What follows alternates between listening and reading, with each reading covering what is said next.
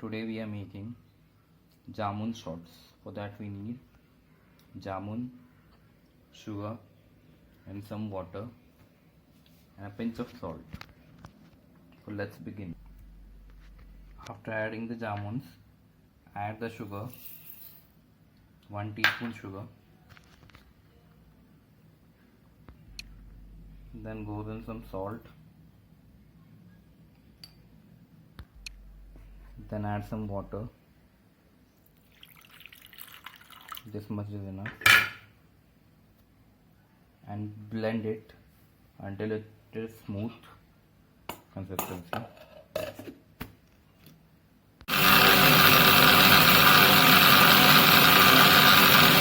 This is the jamun shot puree.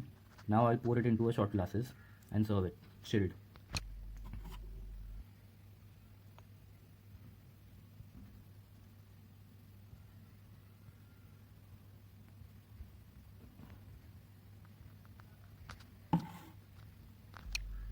These are our ready jamun shots. You can enjoy it in summers